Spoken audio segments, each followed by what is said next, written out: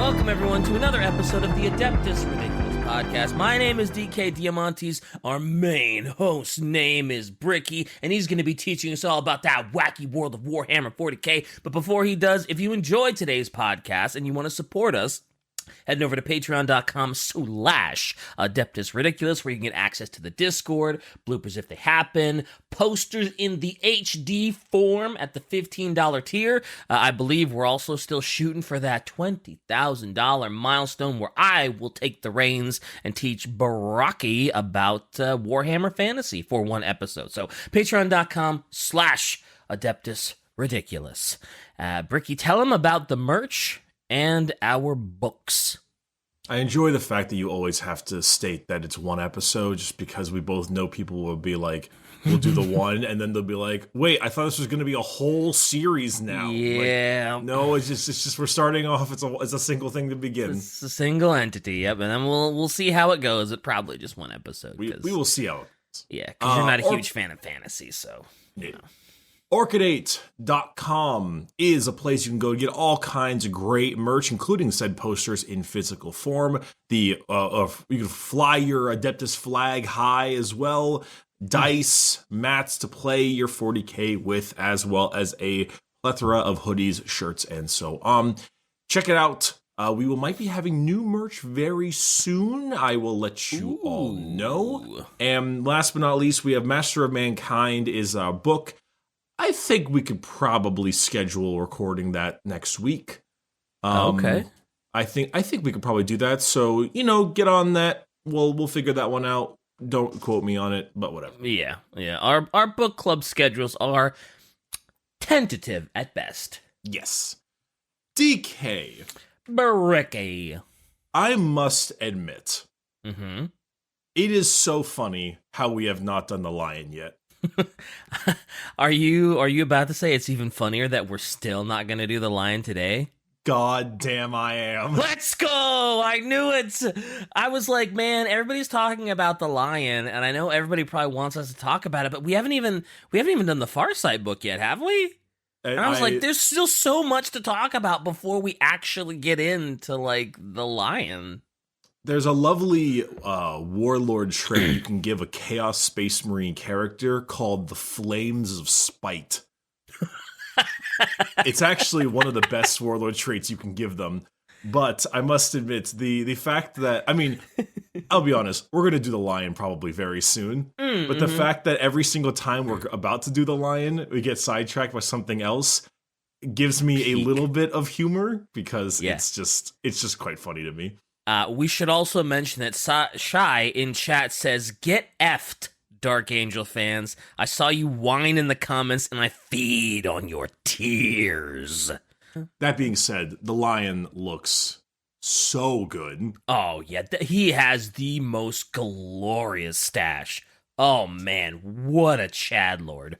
I'm very pleased with how he came out. Someone made a great comment. I did a little video on it, and someone made a great comment that was like, Gilliman looks like a commander over a field, and the lion looks like a Dark Souls boss. And I'm like, that's actually pretty good. Yeah. Yeah. Anyway, moving on forward. I am always so excited every time we do an Arks of Omen series. I love these. I love these. These have been so good. There hasn't been a single bad one. They're all just as hype as the next, and I am equally as excited when I hear that we're doing Arks of Omen. It's fun to see the consistent narrative. It has main character Vashtorr, which is just the coolest thing ever. Mm-hmm. And so far, like, it's also just nice to see a chaos main character story for like that, like in the main narrative is a chaos main character story minus some adjustments. Yeah. But it's been good. But this time it's a little bit of a departure. Oh, okay.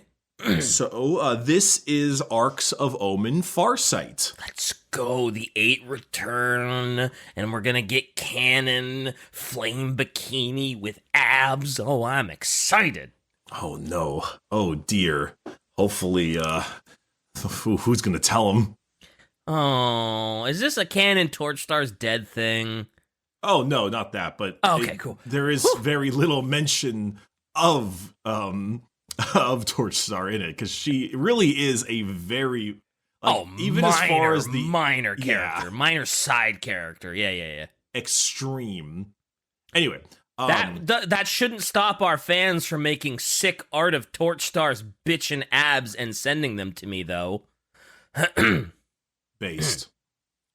Anyway, in the beginning is always that long, fun quote. Not really quote, but like the intro to the book. Yeah. I shall read them. I shall read it to you. Like before, it's beginning to be a little long. Okay. The stars are lashed by a galaxy-wide storm of war and butchery whose carmine downpour never abates. Such times are not for those of conscience or principle. Yet such beings must endure this dark era nonetheless, and strive to keep their heads above the bloody flow. One such paragon is Chassot Viola Shobak Heismontier, he who is known as Commander Farsight. Few amongst the short-lived and bright-burning Tau have ever risen to such heights of martial glory, nor been driven by conscience and circumstance to such dark and desperate extremes. To some amongst his people, Farsight is a pariah and a deviant. To others, he is a savior and a protector, the worthiest ever to wear the daunted hero's mantle. For all the power of his legend, Farsight remains, in his own mind, the unworthy pupil of a greater master. Ever he strives to do what is right for those he leads, and ever he seeks to live up to the teachings of old Commander Puretide. Yet the years have not been kind. As the bloody rains of battle continue to fall, so the dam of Oshoba's nobility and self-discipline groans under the strain. And if it should burst, what ruin then might be wrought on all the commander has striven so long to protect? Ooh. So, Farsight Arks of Omen, equipped with a brand new miniature. I like how his full name is just this unintelligible mess of alien words, and it's better known as Farsight. I can't imagine the same feeling with custodians. Yeah, exact same. Yeah. Where it's 18 pages of all their achievements, and it's no, just call me Todd. Yeah, his name is Todd. Yeah, Todd the Bill. Custodian. Yeah. Good old Todd. Imagine that, like they're about to kill the Emperor, and the custodian stops them, and he's like, "Savior of the Imperium, Todd." Todd Howard. That's me. Anyway, come Bill. So the book starts off with the perspective of Commander Farsight. He has a fancy new battlesuit called the XV-86 Supernova battlesuit that has a very fun, kind of sassy AI that chats with him. Okay. Which reminds me a lot of you may not remember this, but there is a stealth suit in the Old World Blues DLC of New Vegas. That's where my mind went first. That kind of chats with you when you do stuff. I never played the DLC, unfortunately. I played the main campaign, but I never got to the DLC. The DLC is I'd say the best part of Vegas. Oh, damn. Well, that's unfortunate. But yeah, it's got a good bit of sass there, here and there. It's rather fun. Sounds rather heretical to me, you know. Not in the town. Not in the town. No. If the Imperium saw that, though, they'd be like, "Oh, just another reason to bombard the blue." Yeah, but for example, they might have a conversation about something weird going on, and he's like, "Did you record that?" He demanded. "Full holo capture, High Commander." Tells it past stuff. Is like, "Reservations again, Supernova?" "I did not say so, High Commander." That kind of stuff. Yeah, like Titanfall 2. Yeah, a little bit. Yeah, like BT, I guess would be it. Yeah, the other ones don't talk like that. But yeah, definitely. Mm-hmm. Anywho, the main story starts a bit outside the sphere of the Farsight Enclaves influence. As we know, they have a very small bit of worlds, around, I think it was 6 or 7. That's still pretty impressive, but yeah, in 40K, that's a small scope. Yeah, and a little system or so. Maybe it's 6 or 7 systems. Mm-hmm. It's a small amount. Yeah. And outside of those borders has been consistent orc issues. Ooh. Orcs have been pushing on them all the time, and currently they are pushing back the orc firepower and enemies through their systems one by one, mainly with an emphasis on the bad moons. Oh, okay. That's pretty impressive that they're actually pushing them back, though. Well, they are quite strong. But the bad moons in particular have a funky concept where they dislike all of them cowardly red gits, and so they are trying to build guns to beat them at their own game. Would the Tau appear faster to the orc? I don't know if somebody mentioned this like a comment we were streaming or something, but like. Would the orc, because they're red and all their machines are red. Would they all? That's not how the Force works. Anyway, he's fighting off the orcs, pushing in on the Farsight Enclaves overall. The greenskins overall, which they call Begel. It's like B-E apostrophe G-E-L, but I always call it Begel, like the Begel orcs. Need to get a little schmear on that Begel. Yeah, it's the Begels. Mm-hmm. But anyway, as they're fighting, he's fighting on the orcs. He's, doing the main way of Montka. And Montka is the fast, quick strikes, the way of the short blade, as they say. Very close range, stealth suits, all kinds of stuff. Lots of murdering, etc., etc. Yeah. But eventually he caught on to a weird boy, which is the funky psyker ones, Yeah. And as it threw its head back, it fired this giant swirling mass of green above its head in this like psychic attack, Mm-hmm. And within the massive shapes, he saw himself piloting the supernova battlesuit, blade covered in orc blood. And he saw a giant towering figure with eyes like lanterns. And a iron-taloned hand that would reach out of the smog and grab him in its clutches. Ooh,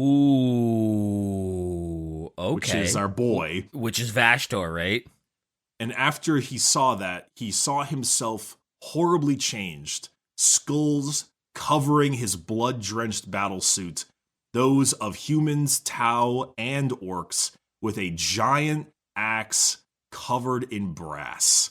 Ooh. And then he kind of blinked it away. That sounds like having a sight of maybe a little chaos influenced Tau, which I actually think would be pretty slick looking. But he is being tempted by Khorne, most definitely. I would say it's probably pretty hard to tempt Farsight into like chaos behavior, since he seems like he's the noble, upstanding warrior. Like, it's got to be nearly impossible to convert someone like, well, I guess anyone in the Farsight Enclave to chaos. So there is a planet called Arthas Moloch.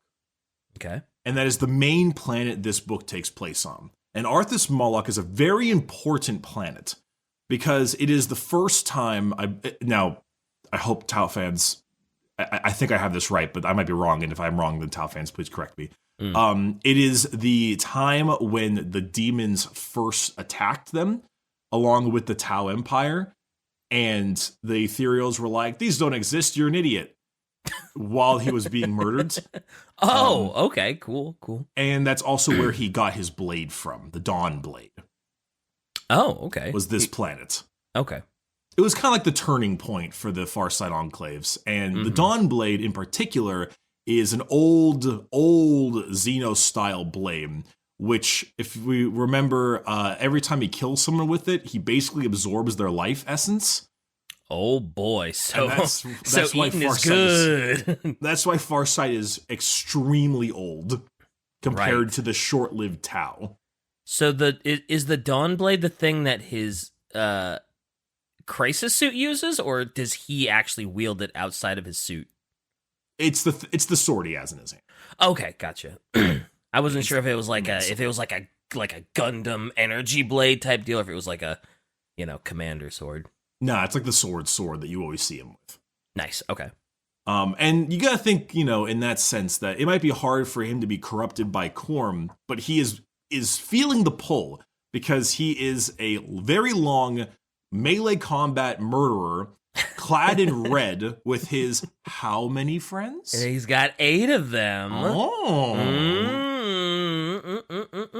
God, I would love to see what Khorne Corrupted 8 would look like. My God, that would look so cool. Anyway, sorry, not to get off track too much. So they see this that planet that he found the Dawnblade in. That was the planet in his vision of him being covered in blood and brass. Mm-hmm. Now, it's a completely dead world, like plain old perilous wasteland. There's nothing there. Mm-hmm. But alas, it was kind of stowed away in his memory a bit, and just a little thing to think about, you know? Okay. So we move over as he's fighting all the orcs, dealing with all the orc stuff. It's the greenskins. Mm-hmm. And they've apparently done something at their workshops that is a bit of a problem. So he's going to go try to deal with it. Okay, just something. Yeah. So we cut to the interplanetary void, where there is a silver Death Watch, which is the Xenos Hunter Space Marines, who have their main ship coated in a stealth technology reminiscent of the Tau's. Stolen, in fact, from the Tau. Okay. I was going to say, how did the Death Watch feel about a war between the Tau and the orcs? Like, they're specifically hunting Xenos, right? Like, I never asked, how did the Death Watch feel about, like, Tau? Do they hate them, or are they just like, nah, we just want the orcs? They hate them. They're Xenos. Okay, gotcha. So they're just like, ooh, boy, look at all the targets. They're killing themselves, and nice. They've utilized that same stealth technology on a swarm of servo skulls that are down on the planet right now, like, recording everything going on. Damn, out of there are 4, literally 1984. Literally 1984. There are 4 Death Watch in the Observium. 2 of them are not Death Watch. 2 of them are our Alpha Legion friends. Of course they are. In which they eventually leave together to go meditate. But in reality, air quotes, but in reality, meet up in a very special sanctum in which they commune with Vashtorr by him taking over one of the Death Watch people, which is really interesting. And his eyes, he shrivels up and grabs coils and looks at his brother with blazing lantern eyes and screeches out this blurt of scrap code and then falls limp. So he kind of goes Harbinger mode. A little bit. I am assuming direct control. Well, they let him assume control, of course, but they need to so did the commune with collectors, him. sort of.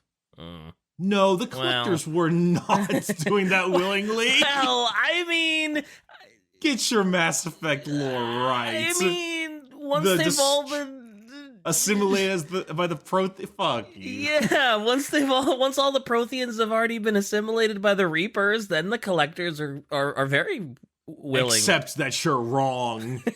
All right, fine. Move on, damn it. But no, they were using him as like a quick conduit. Yeah. And after the blurt of scrap code, he took his helmet off and he had this big nosebleed of molten copper, which I thought was super cool. Oh, that's gross. Oh no. But he's like, does this smell like pennies to you? Anybody else? It's smelling like the iron in your blood. Yeah. But whenever I get my gums bleeding, so I was like, anybody else taste pennies? Pennies? Yummy.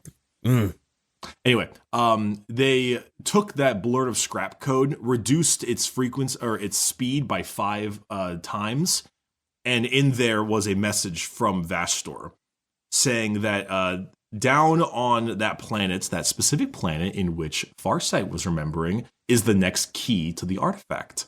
Ooh. Oh, not the artifact itself, just a key to finding the next artifact? No, it's just the many keys that they have. Okay, gotcha. And then once you turn back this message another 5 times, it will give you coordinates to the area to go. Wow, that's a lot of work. That's play the record backwards and you'll hear Satan does worship you. Yeah, and then do it 5 more times and you'll know where Satan wants you to go. Yeah, that's so weird. Why not just tell him? So, because that's the idea, is that the guy was really struggling with the possession for a short period of time. So he just went like, "Brr," and then that was the message, and then they decoded the message, basically. All right. It works out. It works out. Yeah, sure. Also, yeah, what about, did you forget about the secret codes and the importance of secret codes? Oh, yeah. Well, all of them were busted, though. In the Detective Ridiculous, every single code was busted and broken and received and used against the person that sent it. Yeah, well, luckily for us, the Alpha Legion aren't that dumb. Yeah, I learned about the importance of having a good code that can't be broken. So, yeah. Moving on, that Death Watch cruiser is heading over to Arthas Moloch in order to grab the next piece of the key. Back in the worlds of the Tau, we have the main war with Orc warlord Nazdreg. There originally was a Orc leader known as Grog, and Grog died. Grog Iron Teeth. Okay. He had started the War of Daka. Because they wanted to beat them at their Daka. So the Tau were known as the Gun Runts, and the whole goal was, mentioned before, doing this ability to outshoot the Tau. Mm-hmm. Nazdreg was a bad moon, so he was totally wealth-obsessed, egotistical, loved his colossal firearms and over-engineered weapons, and mountains of loot. He sounds like a good old orc. So, due to the fact that Nazdreg might overrun the worlds of Farsight's area that he had fought so hard to push back the orcs with, they decided to back their way up and head over to the world of Dregrock. That was it. So that was his final bastion, the last major holdout of the orcs, and it's like teeming. Oh, yeah. The gigantic group of orcs. And so the big idea was to get the biggest gun with the most Daka and have all the mech boys build something to outshoot them gun runts. And the breakthrough came on the planet of Warbach, which was a massive energy cannon and force field manipulator called the Telefragga. All right. And very orc name, love it. What it would do is trap parts in frothing force field bubbles that would randomly beam those bubbles into the warp. Oh. So he was trying to upscale it to make it so he could mount it to a fleet of orc cruisers and just literally saturate a world with it and rip like pieces and chunks of the planet into the warp. Oh, wow. That is nasty. So, oh, God. because of this insane issue, they found these plans and stuff were done on the planet, and they fled back with the plans to Dregrock. And the Tau found these plans on the planet they took over and said, shit. Yeah, that's bad. They shouldn't have that. Oh, So, no. The issue that they were having the most is that the Tau are actually a bit slow when it comes to their space travel. Oh, really? They have almost they have almost speed of light travel. Very close to speed of light travel. Oh. But you can't beat jumping into hell and jumping out behind you. Yeah, I was going to say almost FTL is like fast. Of course, it's like unbelievably fast by our standards, but in 40K, nothing beats using the warp for travel. Yeah. So, unless you're maybe Necrons. Oh, yeah, that's true. Yeah, you ride on that whatever wind from that book. The Ghost Wind. The Ghost Wind. But, so the issue came for the fact that they needed to get to Dregrock quick, but they're not as fast as the orcs who go through the warp. Mm-hmm. And so, in order to get there, there was no time to recuperate and fix their losses. They needed to head out to Dreadrock immediately. Now. Yeah, there's no time to. You should head to Dreadrock now. And this was a big issue with Farsight, because Farsight was right now already just really struggling with the command. They were hurting really badly. Lots of difficulties were occurring, and overall, the main force that he was rolling with was tired and just exhausted over the last weeks and weeks of fighting. Ooh, so this is kind of a lose-lose situation for him. It's really the only option he had at the moment. Yeah. Oof. So, because of that, he decides to take the gamble, head over to good old Dreg City on Dregrock. Mm-hmm. And as soon as good old Nazdreg the Orc was going around trying to deal with what he was dealing with, is like, it's gonna be a big one. Then immediately big bits of red gun runs appear over the sky. He was very upset, ruining his mech boy's work. I mean, as an orc, you'd think he'd be happy, because, like, oh, now we're getting some fighting. This is gonna be a proper scrum. Proper... What are they? Crumpin'. Yeah. So that's kind of what started it. The battle went about as Tau normally goes. They shot them a ton from orbit, dropped a bunch of troops, blasted a lot of the orcs. Nazdrek took him and his giant battle fortresses way out towards the Crump to do the Crumpin, because War Boss Scragga Fundastomp had his Gargant group, and he really did not want him to have all the glory and the good Crumpin. Oh, sure, of course not. So he left to go do that, and intelligently, Farsight took his Manta above the giant workshop, blew it to smithereens with missiles, and landed him and his 8 directly into it to destroy all the Telefraga special abilities. Yes, the 8. Oh, that's right. I totally forgot about Mantas. Mantas are like those massive ships, right? Where like you could, is it Forge World where you can buy one, but it's like $2,000 or something? Yeah. Yeah. Jesus Christ. It's pretty nasty. Yeah. But as they arrived there and started blasting through his shop, Nazdreg was very upset about this.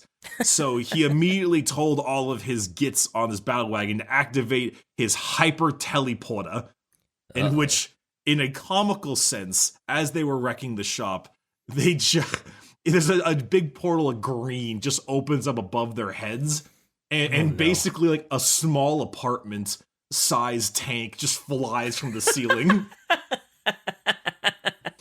and arrives. And then all the orcs like start falling off of it, and then they get up, and it's like, "There's the thieving git!" And they just start, so anyway, I started blasting. Yeah, just absolutely slamming. Oh man, that's hilarious that a tank just falls out of nowhere and a bunch of orcs thump, thump, thump. The 8 starts to get pretty fucking slapped too. Between energy beams, rockets, the giant slugger bullets, everything in between, they all start getting pretty hit. Farsight was hit by a bunch of rockets. Torchstar and Brightstar both took some hits. Oblatai got hurled from behind with a giant lucky shot. Mm-hmm. Everything was going craziness, but naturally, Farsight's good at his job. They blow up the stuff. They end up turning the tide, and Farsight slaps and takes the head off of Nazdreg. Let's go. That's the 8. Let's go. Here, I'm here for it. Pretty classic good time stuff, Yeah. Honorable Tau going to war and winning through sheer determination and grit. Yeah, the good stuff. And right as they had finished that, taken out Nazdreg, dealt with the main group, and of course the mechanisms of his gigantic battle fortress known as the Git Crusher. Such an apropos orc name. It was lovely. But before the final stages of Dregrock fighting could commence, and the extermination of the final bits of orcs would arrive, a bunch of lovely portals started opening up above the skies by Dregrock, and corrupted human warships started pouring through in great numbers. Oh no. Including a certain catastrophically large-sized warship known as the Unhallowed. Oh no. Everything was going so well, too. I was gonna say, like, Up until this point, the eight were basic. The eight and Farsight were basically in an anime movie. You know, oh, we're all damaged. Our backs are against the wall, but through determination and friendship. And now there's a brand new force And now, coming around. yeah, and now hell has arrived. So there's a lot of big issues here now that Farsight has to deal with. They are called the tainted Guela, because they are which they first attempt to do diplomacy with, or they discuss the possibility of diplomacy, and Farsight's like, nah, not these ones. Not these ones. They don't look like they're gonna do that, no. There's a really good conversations between him and the rest of the eight. I like the way he talks. They have really good like war room discussion. Okay. Kind of a combination of like old school feudal type thing where they'll say things like the fool sees indecision and names it patience. And they kind of talk like that a lot. They talk pretty much like regular humans, but they have a lot of interesting hand motions and various kinds of old methodology that really kind of bring them back. Okay. I dig it. But the issue and the weird kind of taste or twist of fate, I suppose, would be the fact that the best possible way to deal with them would be to find a way to force the tainted Guela and the Begals to fight each other. I mean, that's fair, actually. Pretty good, right? Yeah. And in order to do so, they would need to back up to a very specific planet, which is Arthas Moloch. Ah, there it is. There she is. Which Farsight has kind of kept his vision out of this conversation. But he's got to know, like, this is, I don't know, this is all coming to fruition, and I don't like it. Yep, he's like, okay, we have to go here. Oh, is this the only option we have? Like, just so happens to be the one. Yep. Ooh, business is about to pick up. But before he actually ends up doing this, he does something rather impressive. Okay. He sends out a very specific message. It is in a drone, because originally they had a couple issues going on here, and the main one was if they tried to flee, like full stop flee back to their home worlds, because they're damaged and tired, as underdogs. Mm-hmm. It might just not be the fact that they can't outrun the orcs or the Chaos Space Marines, but because they're so much slower, they might arrive back to their old worlds with them there. Yeah. They might like out jump them and arrive there. So they're in a really rough spot.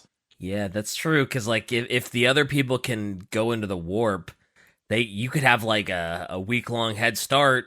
You still show up there last. So he says he would also like to invoke Tavash Jakal, which all of his comrades were like kind of stunned with. Mm-hmm.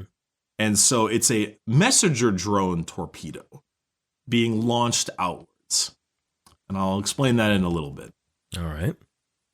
So, Chaos spearheading this assault was someone named Ugalax the Soul Eater. It is a demon prince of something, I don't remember. Oh, demon prince. Okay. Demon prince. So he's a badass. He's a big badass. He's the leader of the unhallowed Ark of Omen. So he was given that the Vashtorr's prize lies somewhere in Arthas Moloch. Okay. And once he bursts out of the warp, all of his contingents of Thousand Sons, Black Legion, Word Bearers, Night Lords, and World Eaters kind of come to a head, as well as traitorous guardsmen and Chaos Knights, as well as Chaos Titans. He's got a big group. Yeah, a little bit. Just a small force of chaos. No big deal. And once they arrived at Arthas Moloch and converged foes together, it became this long guerrilla war. The orcs were in force, taking their prizes and moving stuff over to the various areas, looking for a good scrap. The Tau were dug in heavily. Guerrilla warfare, close range fighting, trying their best to minimize as many losses as they possibly could. Mm-hmm. And this lasted for weeks. Ooh.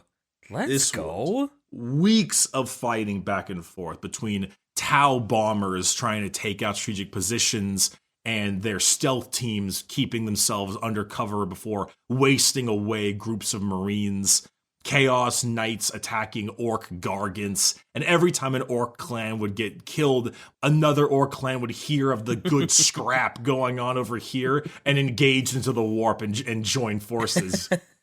They do then another good crumpin', yep. Another Orc war boss would die, and then more Orcs would arrive, and it's just, it keeps on going. Okay. Sounds like a good 40k fight. All right. The Demon Prince knew that the key fragment was somewhere on this planet, but this is like, it's like Tachanka. It is just a desolate wasteland of nothing. Yeah. And so finding it is like, Needle in a haystack. It's like finding a vial of water in a lake. Oh, yeah. It's just good not luck. Gonna happen. It's like Cleveland. It's like finding a specific crime in Cleveland. Yeah. What's there to do in Ohio? Leave. I heard Cincinnati's okay.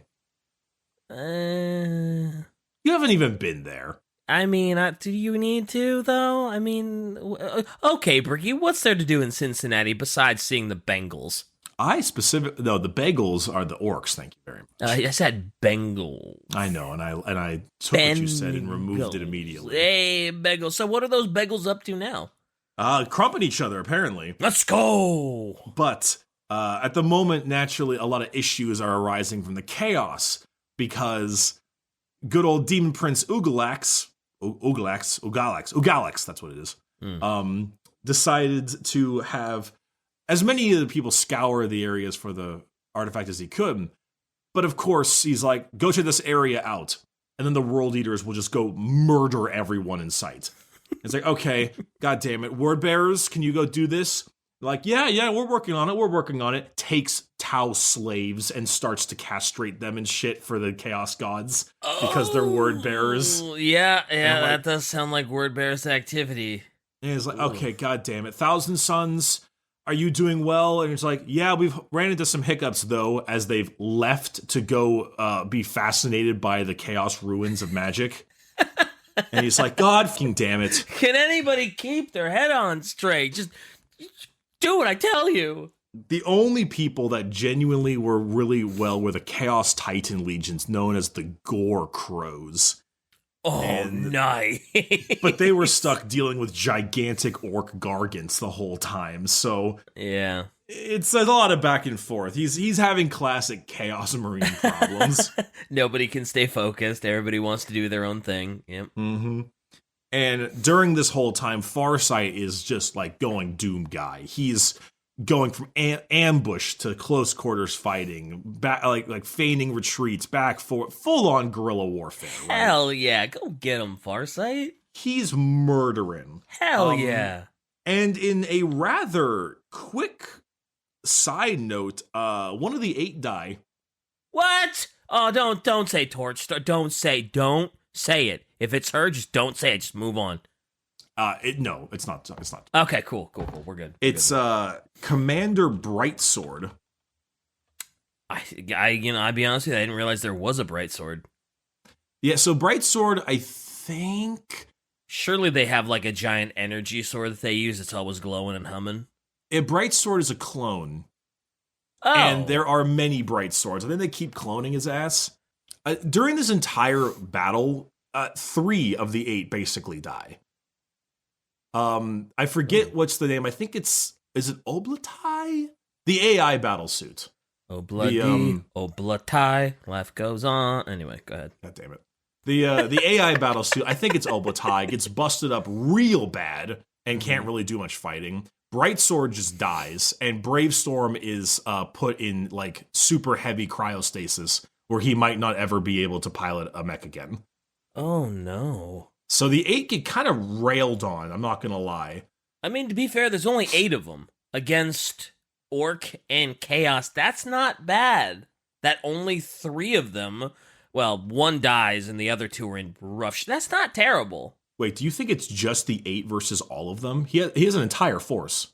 No, listen, it's just the 8.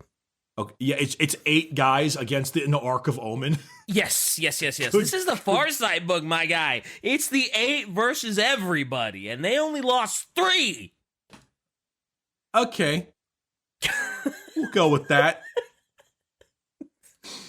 Anywho, so this long-form guerrilla campaign going along with all of Farsight's bloody murder is getting to his head.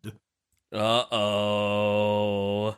He had visions of murder and butchery that danced through his mind, and he was frightened by the intensity of the imaginings and a little excited. Uh-oh. He breathed slow and steady, yet his thoughts were of violence, of a psychopath escaping their restraints. Oh boy. He saw himself in his battle suit as a giant colossus.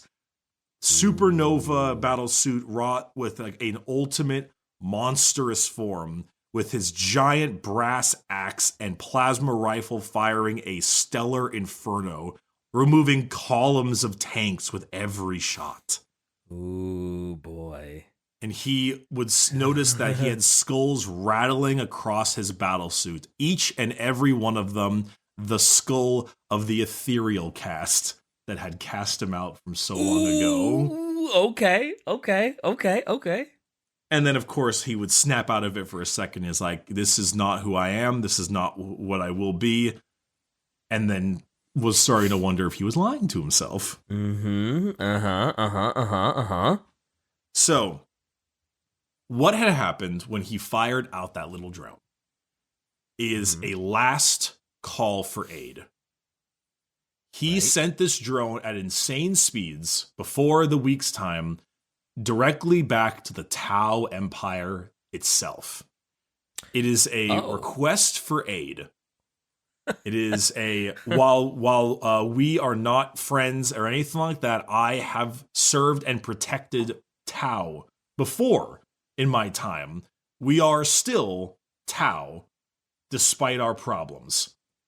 And in the hopes that large swaths of Tau lives can be saved, I ask for aid from the ethereal cast. And in what's the rule? Response and reciprocation? I don't know. Reward, I guess, for the aid sent to save us from this doom, I will turn myself in to the Tau Enclaves. Oh, really? So he's saying that if they send aid and help him, he will quietly go into Tau hands afterwards? He will give himself up. Oh, wow. Because I was going to say, like, if you just send a message to the Tau as, like, Farsight, and you're just like, hey, guys, I used to be pretty good with Tau. I've saved my fair share of Tau lives. Come and help me, please. They would just laugh at it, right? They would just laugh at a message like that. But if they're like, ooh, if we help him, we could potentially crush the biggest. We essentially, because if you get rid of Farsight, you get rid of the Farsight Enclave, because, you know, it's in the name. That is quite the carrot to dangle. It is, and obviously it's quite the ask to help us, because, you know, the Farsight Enclaves have saved regular Tau that hate him before. Yeah, like, you know, they've done that before. Yeah. But at the same time, it's still an iffy situation. Sure. So this is about the time when the message comes back. Oh. And a drone flying at insanity speeds lands by him, and a holo projector arrives. And it is from a very famous ethereal known as Onva, the main ethereal of the Tau Empire. Okay. They expressed gratitude for the Farsight Enclaves several campaigns of challenge, and the offer of personal surrender in their people's name was eliciting gasps from nearby Tau, who had not known that he had done so. Anva then said, "Fuck you, good luck."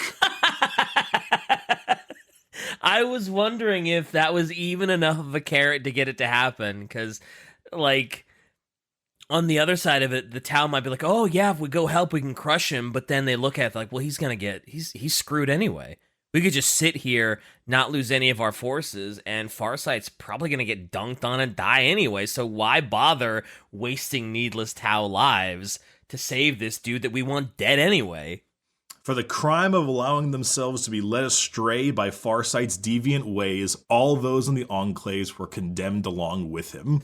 Yep. Anva too good bade Farsight do all the damage to the orcs and humans that he could, the better to provide some last small assistance to the Tau Empire.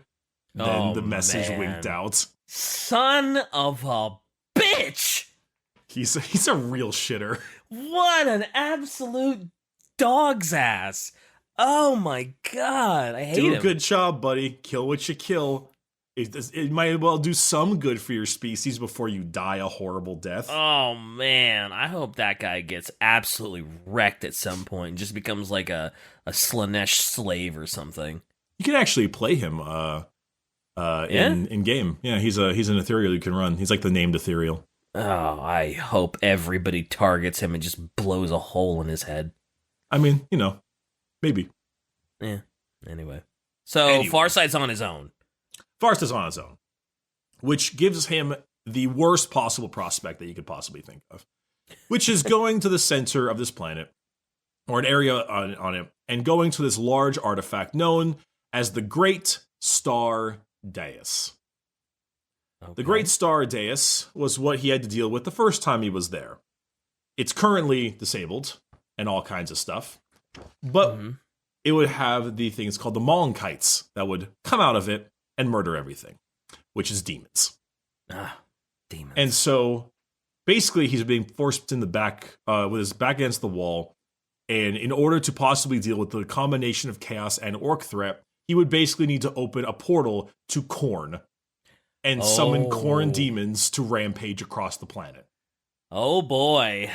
All right. I mean, there's nothing else he can do, I guess. I mean... Yeah, but man, those visions. Yeah, those visions are seeming more and more. Ooh, man. Okay. So he does it. So he does it. He goes to this point, opens up the Khorne portal, and... So a couple things happen first. Okay. In hilariousness and enjoyment, the Alpha Legion have half the crew prepped and ready, and immediately just kill or split the throats of the remaining Death Watch. Just arriving from behind them, they give the special order called Looking Glass. Oh. And from there, they find all of the Space Marines that were in their robes had just their throats slit or blown out the back from bolters or hammers, etc. And within 5 minutes, the ship was theirs. Wow. And they slowly, quietly float their way down to the planet, and they find the actual key, as the unhallowed Arks of Omen is much more of a distraction to keep the war going. Of course. And the key, typical Alpha Legion shit. Typical Alpha Legion. And the key is a very simple, yet bizarre, old Dark Angels fighter craft. Firecraft, you say? Fighter craft. Oh, fighter. I thought you said firecraft. I'm like, excuse me, what the is that? It's an old Dark Angels thing called a Dark Talon. A Dark Talon fighter craft. Okay. It just was crashed there 10,000 years ago. And on the fighter craft was a strange, protrusion of bizarre, translucent crystals. Oh, okay. That were just kind of breaking out of it, like Destiny stasis crystals. Yeah.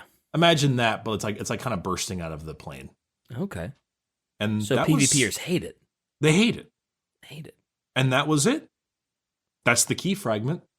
They grab it, they put it on their ship, and they fly away. Okay. And Vashtorr has his prize. Is that the end of the book? Nope. So the idea is that this whole side note stuff is just crazy things going on. But the thing that matters, the Alpha Legion were there to snag it under the nose. So we don't know what actually happened to Farsight and the portal that he maybe did or did not open? I said the book wasn't over. Oh, I thought you said the book was over. No, I said nope. I said nope, you silly. You sorry. doofus. I didn't hear that. I didn't hear it. I'm sorry. I was like, if that's how the book ends, bullshit. No. They just Excellent. grab it, okay, cool, sneak it, and then they're done. Okay, sweet. The rest is when things get pretty insane, which is when Farsight says, well, we're going to die. Here we go. And he turns the portal on. Okay, I mean, yeah, if you're doomed anyway, you might as well take that one last shot. And, the shot was taken because the portal opens and instantly gore and brass flood through. And boy. never-ending corn demons just start to rip through, and they start murdering the orcs. And then they start murdering the chaos. And they start murdering the Tau. Everything dies. Yep. Everything starts to die. Oh, boy. Okay. And with that, Farsight starts to get really weird. Oh, boy. Chaos is getting to him. He's getting those chaos hungry eyes.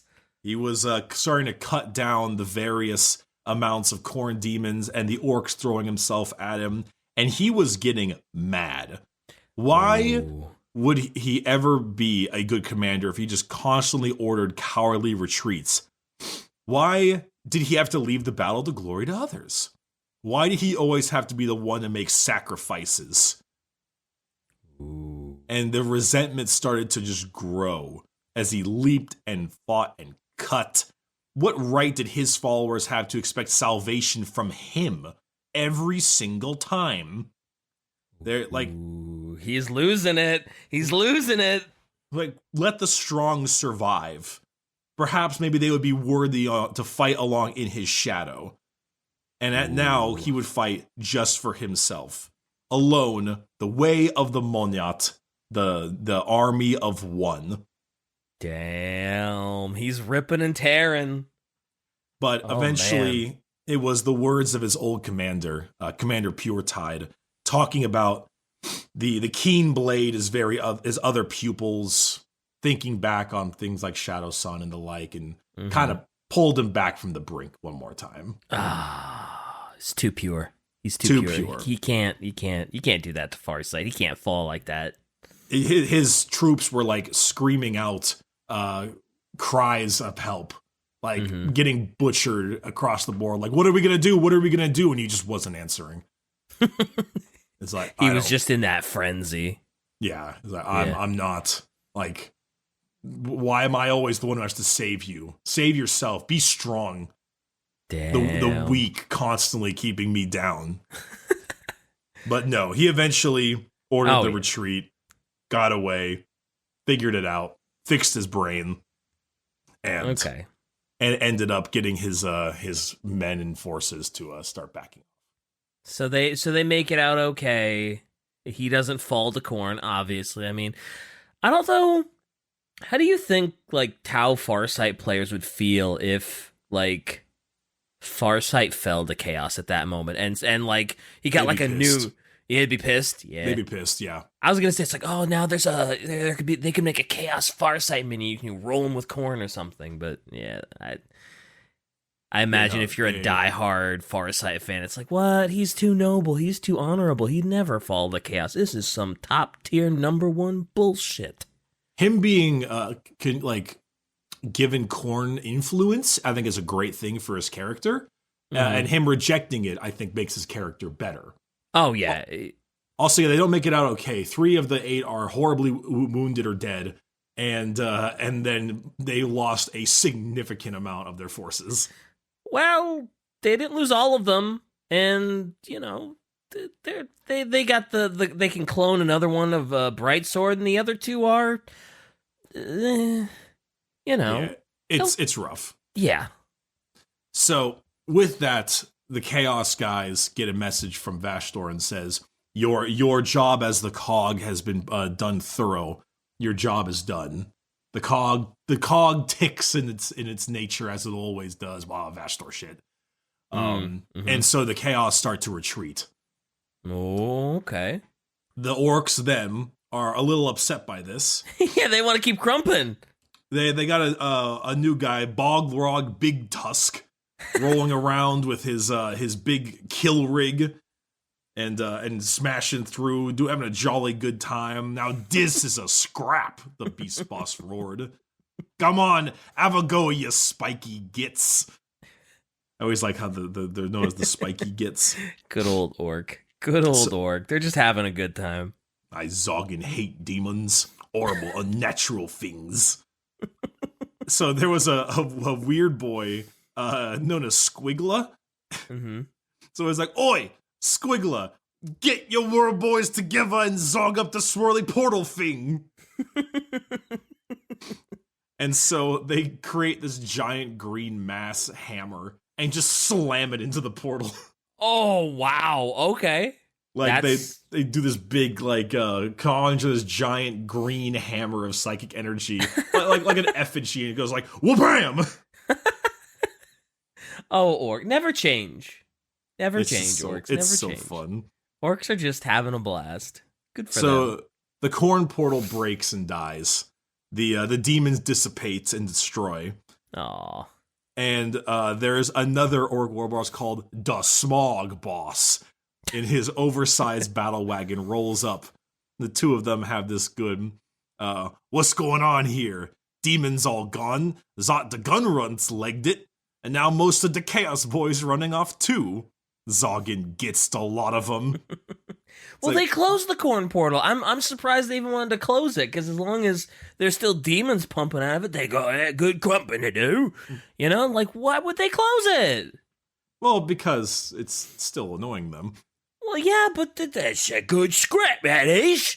Yeah, but it was they don't like demons. They're unnatural things. Okay, fine. It's like, what about Thunderstumps lot? Is Gargants have given them Humie big walkers a proper kicking?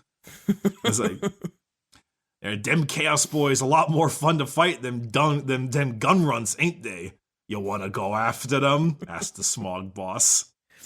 Nothing left to do here but zog each other up, and I ain't chasing them gun runs no more. They's no fun.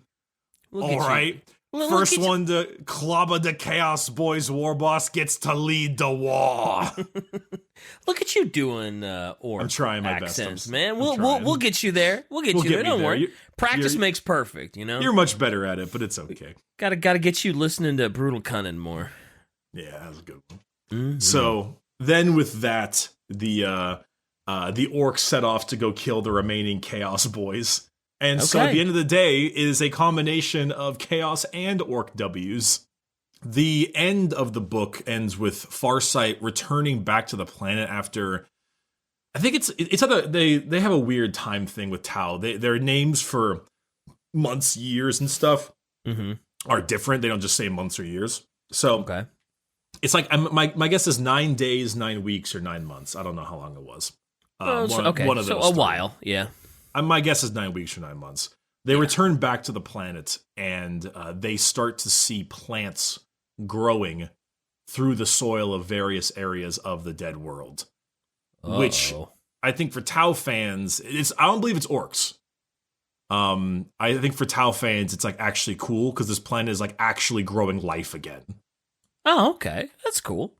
There's that part at the end of Halo Reach where they show the glassed planet, and then like life starts to grow at the end, which is like on Reach, which is a big deal. It appears that life is once again growing on Arthas Moloch, and that might have been due to the destruction of the Chaos Portal. Oh, okay. So it's going to become a livable world again. That's the hope, yeah. So eventually the Farsight Enclave is probably going to take this place back because it's actually like eventually it'll be a livable world again because the Chaos Portal's gone. Pretty much. Okay. That's a nice little hopeful future. Cool. Yeah, it's kind of a dub for everybody. The orcs got to go do their thing. Chaos got their key, and the Farsight Enclaves, while very badly damaged and injured, they seem like they might be able to get this world back. Yeah. I don't know. I think that's the biggest. Well, I guess it's the biggest dub for Chaos, right? Because they got their key. But I mean, that's a pretty big dub for Farsight that they actually managed to survive all that. Like that sounded like it was a big time no-win situation. Well, we're gonna die, so we might as well let Chaos eat all of our enemies too. And the fact that they made it off that thing at all is kind of a massive dub. The fact that they're not all dead is pretty peak. I like Farsight struggling with Chaos. I think it's a really good type of concept. Try makes a good point. You can see the some of the plants between the rocks on his base. Point, and that might be the call. That might be what they're trying to call towards, which is cool. Yeah, that's cool. That's dope. That's a dope callback. Though obviously he's not fighting when the things are green because they just came back to check it out. But it doesn't matter. You get the point. Yeah, definitely. Cool. But a bit of an interesting one. I'm not my favorite of them all, I think, because it's a little bit like everyone just kind of gets their way, as opposed to like the Angron book where it's like massive chaos dub. Yeah.